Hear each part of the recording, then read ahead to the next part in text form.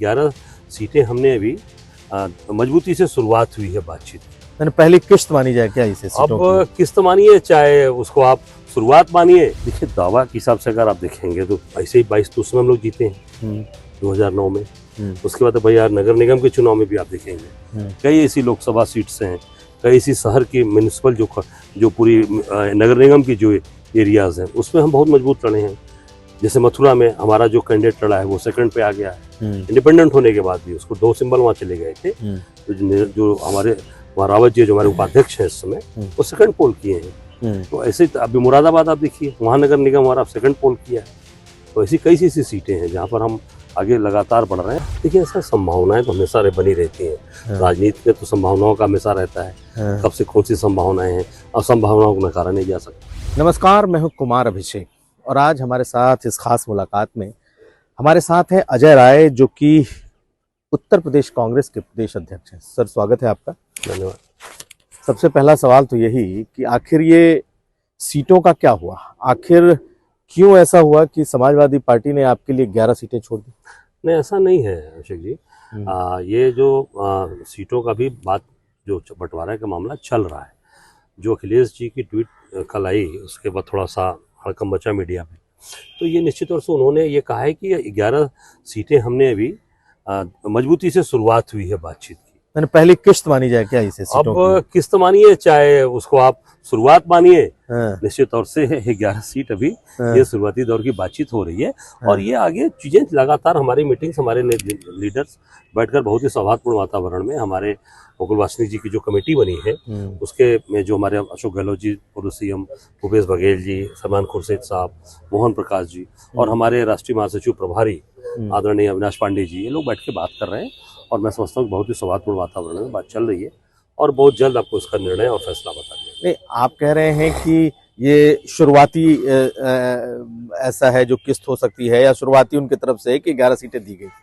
आपको लगता है कि अभी और सीटें मिलेंगी, अभी और सीटें बढ़ेंगी? निश्चित तौर से हम लगातार देखिए हमारी जो परफॉर्मेंस है, आप परफॉर्मेंस के हिसाब से अगर देखेंगे तो हम लगातार लड़ रहे हैं, संघर्ष कर रहे हैं। अभी आप देखेंगे 2009 के लोकसभा के चुनाव, उसके बाद अभी आप बीच में हमारे ये जो नगर निगम के चुनाव हुए हैं ये भी सब हमारे सिंबल पे ही चुनाव हुए हैं। अब कहीं पर भी आप देखेंगे, लखनऊ में देखेंगे, बनारस में देखेंगे, यहाँ जौनपुर देखेंगे, सुल्तानपुर देखेंगे, मैं इधर की बात कर रहा हूँ, पश्चिम की बात, अभी मेरठ आप अमेठी देख लीजिए, रायबरेली देख, हर जगह चीजें हमारी मजबूती से आगे बढ़ी। हम ऐसा नहीं कि हम जो लोग पुरानी बातें कर रहे हैं 2%, 2.5%, हमारे वोट कहीं नगर निगम चुनाव में 8%, 10%, कहीं कहीं 12% इस तरह से बढ़े। लेकिन फिर आखिर अखिलेश यादव ने 11 सीट तक क्यों सीमित शुरुआत में कर दिया? एक ही बार फाइनल होता, आप लोग सब मिल करके तय करते, सब मिल करके एक ऐलान करते। अब वो उनकी तरफ से बात आई है, हमारी तरफ से कोई बात अभी नहीं है। आप देख सकते हैं जो निर्णय है उस निर्णय में उन्होंने एक्स पे लिखा है।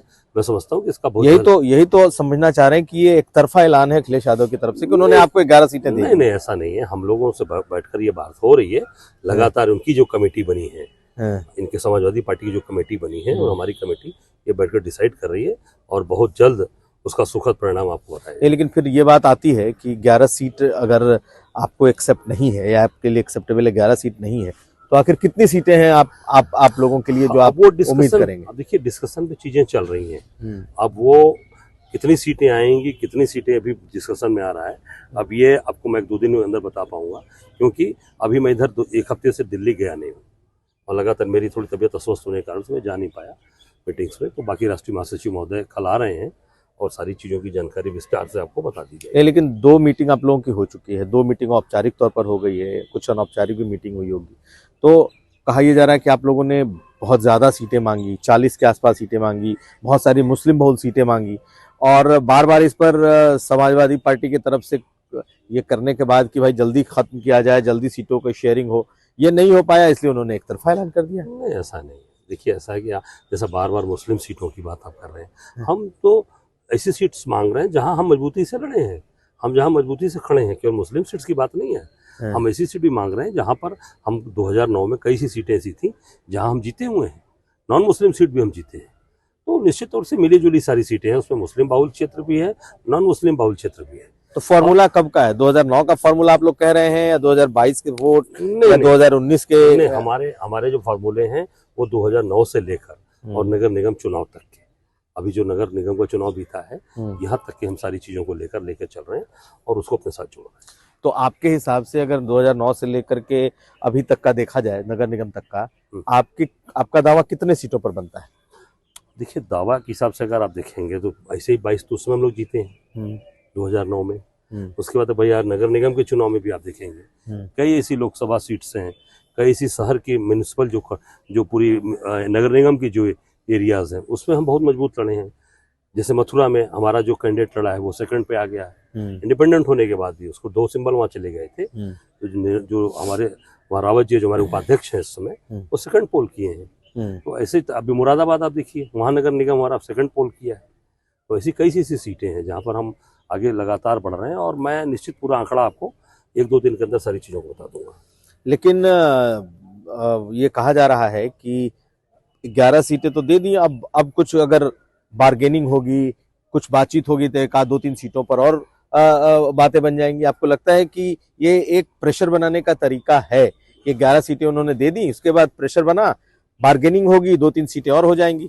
या फिर आपको लगता है नहीं, आप लोग मजबूती से अपने स्टैंड के साथ, एक सीटों की नियत संख्या के साथ ही आप चुनाव में जाएंगे? अब वो निश्चित तौर से अपनी ताकत के साथ हमारे कार्यकर्ता, देखिए क्या होता है जब आप गठबंधन करेंगे तो एक दूसरे को फायदा होना चाहिए। अगर किसी को मैं ही किसी कार्यकर्ता को बहुत कम महत्व दूंगा और किसी को ज़्यादा महत्व दूंगा तो मुझे लगता है कि वो चीज़ें ठीक नहीं रहेगा, पार्टी के अंदर वो समानता नहीं आ पाएगी। तो जो गठबंधन अगर ये बन रहा है, जो खड़ा है सामने, निश्चित तौर से अगर आप समाजवादी पार्टी को हम महत्व नहीं देंगे, समाजवादी पार्टी हमको महत्व नहीं देगी, तो मैं समझता हूँ कि दोनों के लिए ये जो गठबंधन मजबूती से नहीं खड़ा हो पाएगा। इसलिए सबको एक समान ऐसे लगे, कार्यकर्ता को भी लगे हैं, हमारे कांग्रेस के कार्यकर्ता को, कि मेरा भी सम्मान किया गया और हमें भी सम्मानित तरीके से एक स्थान दिया गया। तो पूरे जहां हमारा गठबंधन, जिस सीट पर हम लड़ेंगे वो तो हमारे साथ खड़ा ही रहेगा कार्यकर्ता, पर जहां हम नहीं भी लड़ेंगे तो कांग्रेस का कार्यकर्ता पूरी ताकत के साथ, तन मन धन के साथ इंडिया गठबंधन के साथ लगकर और समाजवादी पार्टी के कैंडिडेट्स को और आरएलडी के कैंडिडेट्स को जिताएगा।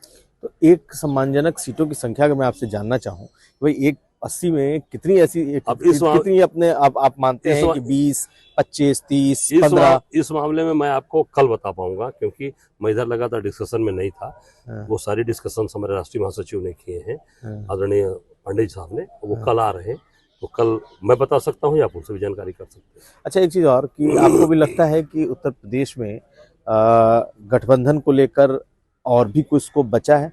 कम से कम अब जबकि अखिलेश यादव ने अपने तरफ से क्लियर कर दिया है, बसपा या बीएसपी के साथ जाने का कोई स्कोप है, आपको लगता है? देखिए, ऐसा संभावनाएं तो हमेशा बनी रहती हैं। राजनीति में तो संभावनाओं का हमेशा रहता है, कब से कौन सी संभावनाएं हैं, और संभावनाओं को नकारा नहीं जा सकता।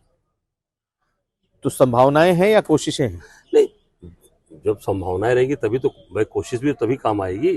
तो मैं समझता हूँ निश्चित तौर से संभावनाएं भी हैं और हम अपने जो भी चीज़ें हैं, मैं समझता हूँ कि हम लोगों ने निश्चित आग्रह किया, निवेदन किया कि सब लोग मजबूती के साथ खड़े हों, आगे आवें, क्योंकि समाज के अंदर जो स्थितियाँ चल रही हैं, जिस तरीके से समाज को परेशान किया जा रहा है, आम आदमी, गरीब आदमी, जिस तरीके से मजदूर तबका, हर व्यक्ति परेशान है। आपने मायावती के साथ लड़ने का प्रपोजल दिया है पार्टी को कि वो साथ लड़े? अब ये तय करना, इसमें निर्णय लेना, मैं समझता हूँ कि इस पर राष्ट्रीय नेतृत्व तय कर रहा है। जो भी बातचीत होगी, जो स्तर की बात होगी, वो राष्ट्रीय नेतृत्व। तो क्या अभी कंसिडरेशन में है मायावती के साथ? अब ये भी निर्णय राष्ट्रीय नेतृत्व की ही जानकारी में है, मेरे पास ये जानकारी नहीं है। और राजनीतिक संभावनाओं का हमेशा संभावनाएं बनी रहती है राजनीति, तो उसको नकारा नहीं जा सकता।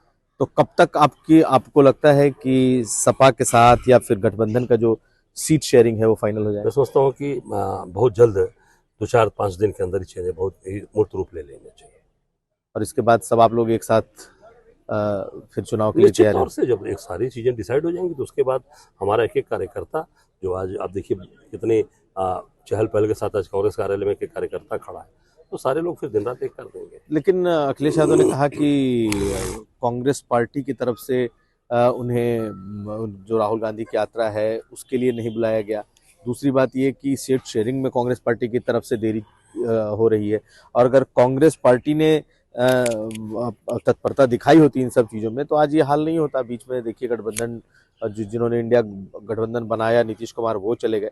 तो कांग्रेस के ऊपर ही सारे जो क्षेत्रीय दल हैं, जो नेता हैं, वो कांग्रेस को ही इसके लिए जिम्मेदार ठहरा रहे हैं। नहीं, देखिए किसी के बारे में कुछ बोल देना तो मैं ही किसी के बारे में कुछ भी कह सकता हूँ, पर मेरा ये कहना है कि जब आप एक पार्ट हैं किसी भी एक, जिसे एक बन गया, एक संगठन बन गया, एक एक इंडिया गठबंधन बन गया, उसके आप पार्ट हैं, तो निश्चित तौर से हम सबका ये कर्तव्य बनता है, दायित्व बनता है, एक दूसरे के साथ कंधे से कंधा मिलाकर खड़े रहें।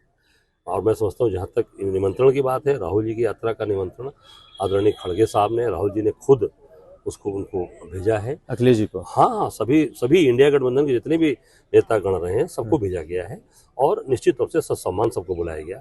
और मेरा तो इससे आगे बढ़कर कहना है कि अगर हम पार्ट हैं तो निश्चित तौर से हम उस यात्रा का स्वागत करेंगे, अभिनंदन करेंगे। चाहे तो आप चाहेंगे कि अखिलेश यादव भी आए और बिल्कुल यात्रा हम में आग्रह शामिल हों? करेंगे, निवेदन करेंगे कि आपको जरूर, क्योंकि आप उस पार्ट हैं तो जरूर आपका उसमें आना चाहिए और राहुल जी के साथ कंधे से कंधा मिलाकर ताकत देना चाहिए, बल देना चाहिए, क्योंकि जो व्यक्ति इस देश में लड़ रहा है, आज उसके खिलाफ मुख्यमंत्री जबरदस्ती आज मुकदमे दर्ज करा रहा है, आसाम का तमाम आरोप प्रत्यारोप लगा रहा है, जो सबसे भ्रष्ट मुख्यमंत्री है।